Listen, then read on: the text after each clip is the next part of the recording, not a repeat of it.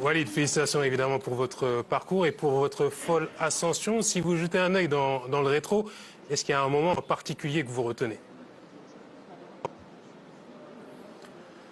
Ce que je retiens, c'est cette Coupe du Monde forcément et le match contre l'Espagne qu'on gagne au pénalty. Ça montre aussi, avec l'humilité qu'on peut avoir quand on est coach, que ça peut jouer sur des détails parce qu'on aurait pu se faire éliminer sur cette séance de pénalty. Ça nous a souri et derrière, ça nous a permis de jouer ce fameux quart de finale pour marquer l'histoire.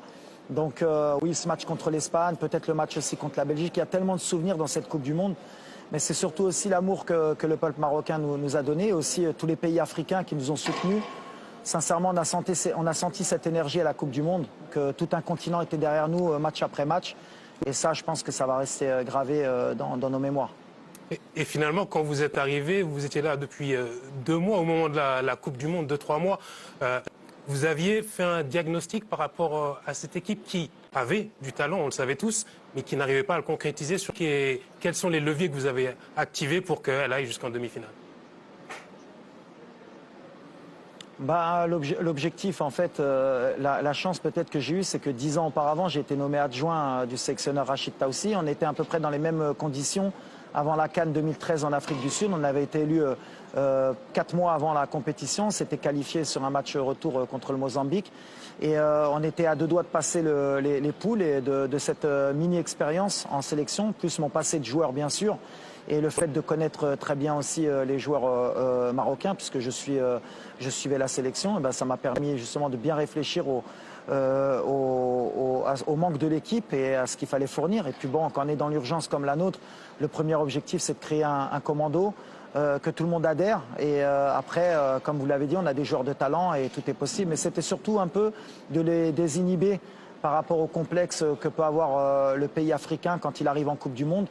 Le message, il était simple, il peut paraître simple, mais c'était de dire vous jouez tous dans des clubs européens, vous les rencontrez tous les week-ends, donc pourquoi avoir à chaque fois ce complexe? Allons-y pour marquer l'histoire, et les joueurs y ont cru, et c'est à leur honneur surtout, parce que nous les coachs, bien sûr qu'on a le discours, bien sûr qu'on met en place des choses, mais s'ils n'adhèrent pas, on n'est pas capable de faire ce genre d'exploit. En étant demi-finaliste de la dernière Coupe du Monde, si le Maroc n'est pas favori là, quand est-ce que le Maroc est favori d'une Coupe d'Afrique des Nations?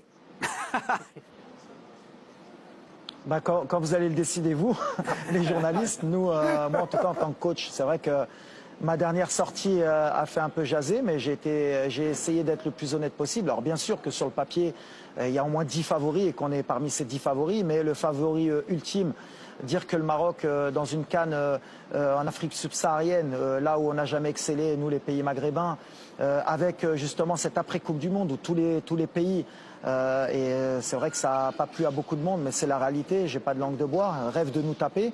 On l'a vu sur les derniers matchs, voilà, ça va être compliqué pour nous. Et puis il y a des équipes qui ont évolué entre la Coupe d'Afrique, la dernière Coupe d'Afrique, la dernière Coupe du Monde. Il y a des équipes qui ont progressé. Nous, bien sûr qu'on y va avec de l'ambition, et ça les joueurs le savent. Mais voilà, dire qu'on est sûr de la gagner ou sûr d'être dans le dernier carré, honnêtement, quand je vois cette compétition, quand je vois les pays qui y participent, le talent qu'il y a, je pense que ça va être une des meilleures Coupes d'Afrique de l'histoire en termes de talent, en termes d'organisation.